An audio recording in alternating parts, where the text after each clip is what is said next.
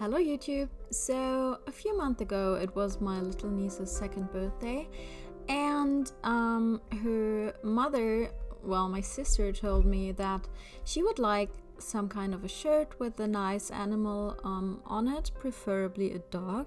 So I thought, because I didn't find anything in the internet that was like how I imagined it, I could just draw it myself, and then that's where the struggle begins, because seems like I never drew dogs or animals in my life. This is my sad tries to just get the shape somehow.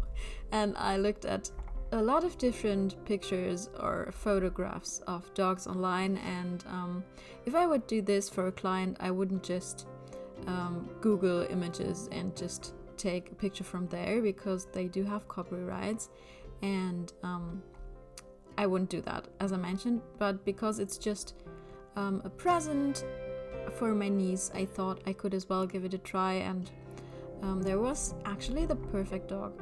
It was sitting like right as I imagined it, so I just thought I could go with it. And perhaps I have to mention that I really don't work with outlines a lot of the time, so that's just because I don't know how it works. Well, I do know how it works, but I just can't. It seems like I just can't do these crisp lines that line art artists are doing.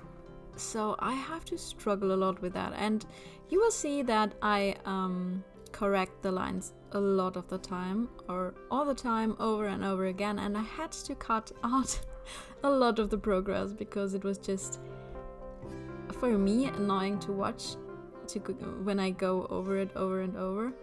And yeah, it is just so difficult to do smooth lines.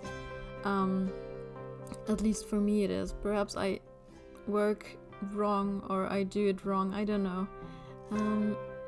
I have to do a lot of editing and erasing the lines and doing them new, and yeah, that kind of stuff. So this video is a real struggle, or at least the process of painting was a real struggle. And when it came to colors later, I was a little bit more confident, because that wasn't too difficult, I think.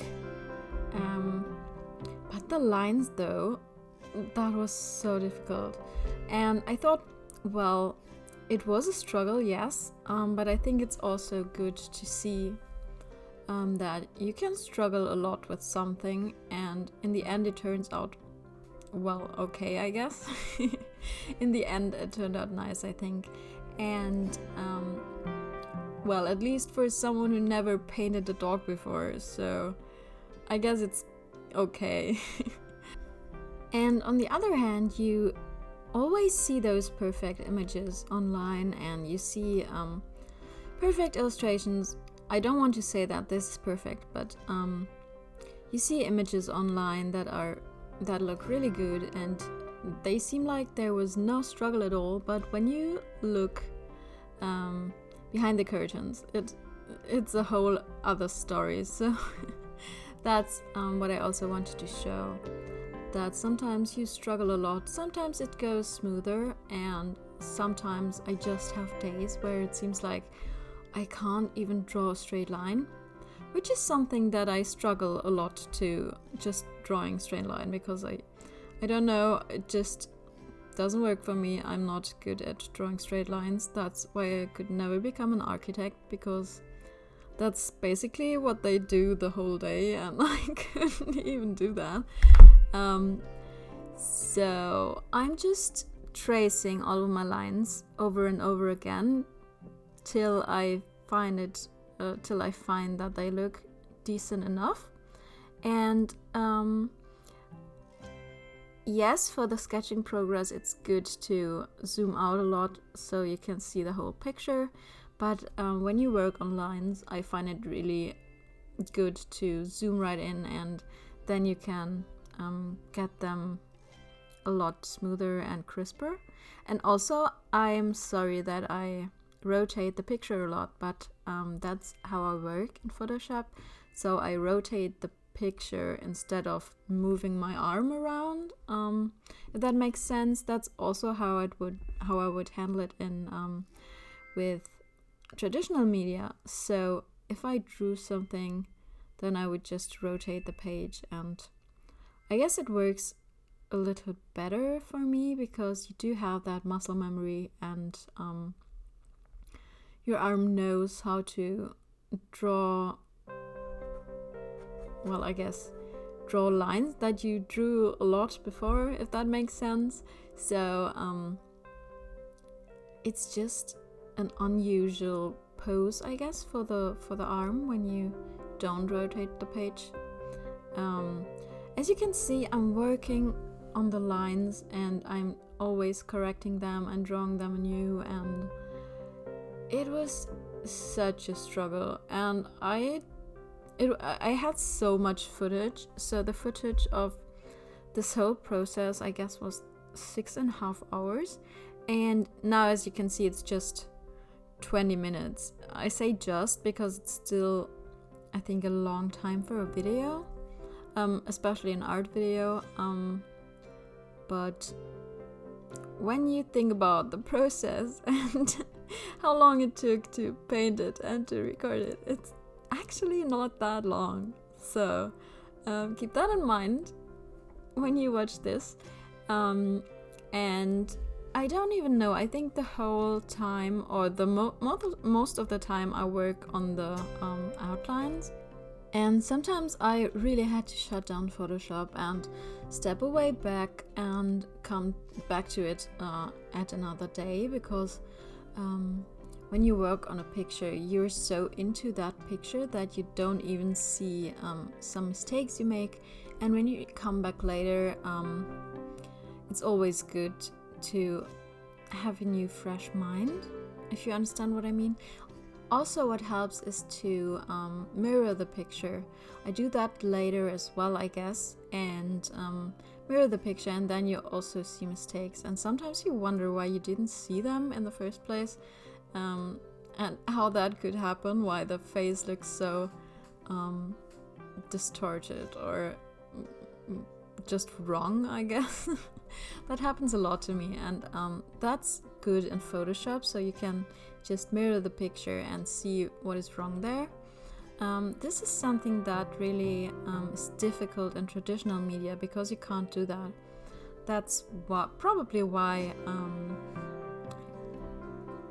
digitally painted images look more professional, I guess, at least for me, because you just can correct everything. And not like in traditional media, you could also mirror the picture, but it would be a lot more effort, because you could, I guess you would have to scan it in, or you have to scan it in and then mirror it in Photoshop, and then perhaps work in Photoshop on it. So you just cut out, I don't know, the parts that are wrong and locate them on the right places in the picture, if that makes sense. And then you would have to print it out again and then perhaps trace the lines onto a new paper and then work on it with your traditional media. So that would be a whole other process, I think.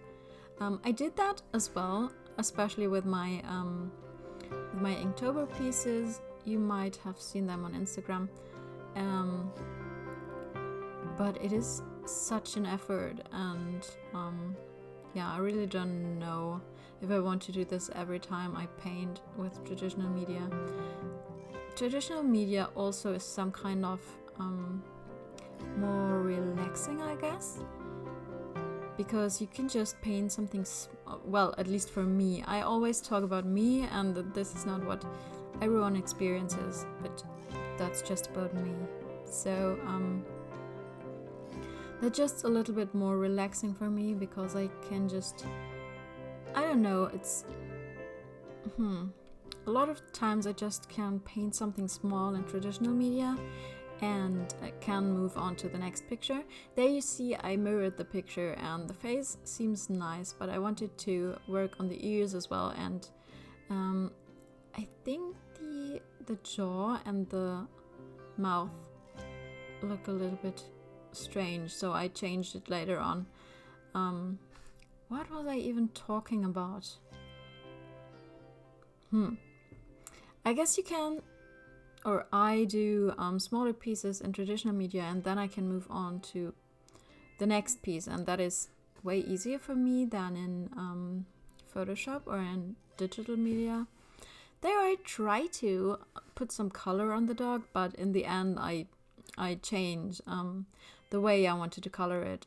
So this is my usual approach, that I draw with soft brushes and try to, go for a more realistic style, I guess. But in this case it just didn't work, and I didn't want to have it like that. And then I go back to cell shading, which is just painting the flat colors in, and then painting in layers over them in shadows. You will see what I mean. It contains of kind of like just one, two, three colors, I guess, and then you have a colored dog in this case. It's also like most comic artists' work, I guess, and what you see in mangas and animes and such sort. So this is where I guess I stepped back from the painting because I didn't like how it turned out. I didn't like the painting, it just looked weird, I guess. I didn't know what to do with that, so I decided to leave it be and work on it on a different day. Yeah, I guess you will see it in a second. There you see my poor just approach to paint this, and I didn't like it. And I get so frustrated when I don't like it, and I just want to do it from the beginning again. And that's the good thing with digital media as well. You can just delete it and start from the beginning, and you don't have to just erase everything. So you can leave your outlines as I did there, and you can just create a new layer and just paint on the new layer, and you don't have to do everything from the beginning again. So I changed the mouth there. I think he looks a lot more happy now, and he looks like a little rascal, I think. And I liked it way better. And I did have problems with the area between the head and the body. You would say throat or neck on a human, but how's it called on a dog? When you see it from the front, so it is really difficult. You don't really see what's going on there because they do have fur, and it's really difficult. And there I decided to go for the cell shading look because I thought it looked way cuter, and it suited the style a little bit more, and it's also a lot faster. And it's more like comic-y, and I think that's good for a t-shirt as well. And at least you get what I mean, I guess. As I mentioned before, I did cut out a little bit. So as I drew the lines of the face, for example, I just showed you how I painted or drew one side of the face and not the whole thing, because it was just basically duplicated, so it was just the same. Then I'm working on the pattern of its belly, and I didn't really like it, and it seems like it's going nowhere at this point, but I promise you it will look better in some minutes. And I'm almost finished with the dog itself, I guess, and then we have to do the shading of the dog. As I already explained, it is just one other color in this case that is going to be the shadow, and that I'm going to overlay over the dog. And it's way easier to paint like this. Well, you have to get past that initial outline stage and then it gets easier. So that is not for me, I can tell you. But I guess a lot of people like that style. I do like it as well, but I'm just not good at it, I guess. That's not what I tend to draw when I'm drawing, so, or painting in this case. Yeah, and I think I changed the colors also, but I don't know if I did that before or after this stage. I don't actually know what race, what is this called, race in dogs? What kind of dog this is? I don't even know what kind of dog this is. I just googled it and it popped up and I thought it was cute. I think it's kind of a Labrador or Golden Retriever, kind of a puppy.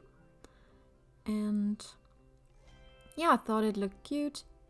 And then I just, well, it does have this white patching on the front and in the face, so I don't know if it's really a Golden Retriever or if you know what this could be, please tell me, because I'm not that into dog breeds, I guess. Is it called breeds? I'm not sure. That's how my English goes when I don't practice it, so it is difficult every time I record something. And see, the color changed a little bit, I think. I made it more warm, and yeah, I guess that's all. I don't know what to even tell you anymore about this piece. I guess I will leave it here, and I hope you enjoyed it, and I will talk to you soon then. Bye guys.